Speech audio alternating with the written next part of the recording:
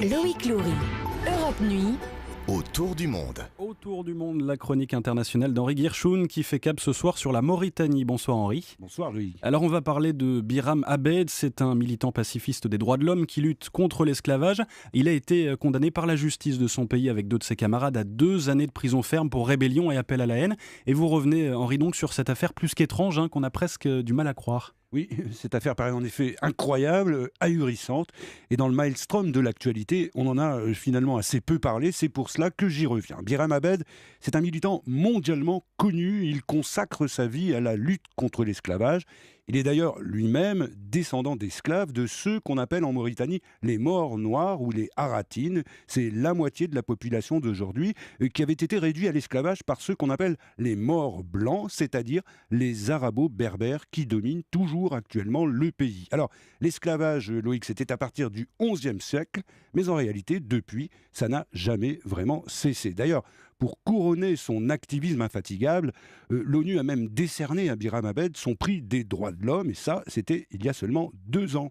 Aujourd'hui, il est au fond d'un cachot, tout simplement parce qu'il a la malchance d'être citoyen d'un pays où ce ne sont pas les esclavagistes qu'on emprisonne, mais au contraire, les adversaires de la traite des hommes, des femmes ou des enfants, une honte. Et Henri, pourquoi la justice mauritanienne s'acharne-t-elle sur ces militants des droits de l'homme ? Eh bien, parce qu'ils gênent les réseaux esclavagistes et aussi un certain nombre de gens, souvent près du sommet de l'État, qui s'engraissent sans vergogne. La pseudo-justice mauritanienne les accuse d'appartenir à une organisation non autorisée et puis d'avoir aussi organisé des manifestations pour faire libérer des esclaves. Évidemment, tout ça n'a aucun sens.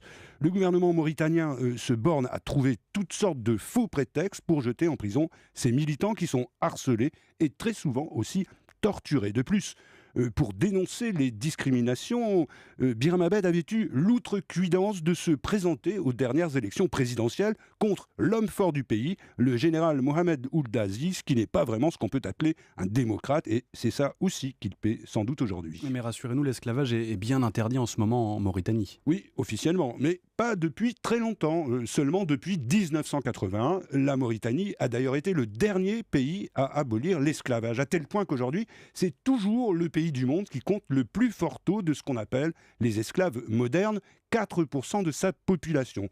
Il s'agit souvent d'enfants ou de jeunes filles qui servent à la fois d'esclaves domestiques et sexuels et qu'on sépare de leur famille dès l'âge de 12 ans. Alors, c'est vrai, Loïc, qu'à partir de l'année 2007, plusieurs lois ont criminalisé l'esclavagisme en Mauritanie.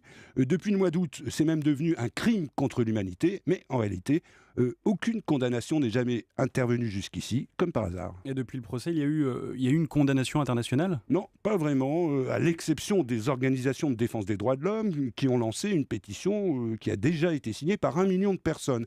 Les grandes puissances, elles font plutôt l'autruche. Et du fond de sa cellule, c'est aussi ce qui révolte Biram Abed, qui demande dans une lettre ouverte de suspendre l'aide financière à la Mauritanie. Mais voilà, ce pays du Sahel a des frontières avec l'Algérie, avec le Mali.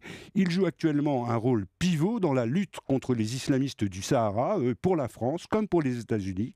C'est sans doute ce qui explique ce silence si gênant et, comment dire, pas très glorieux.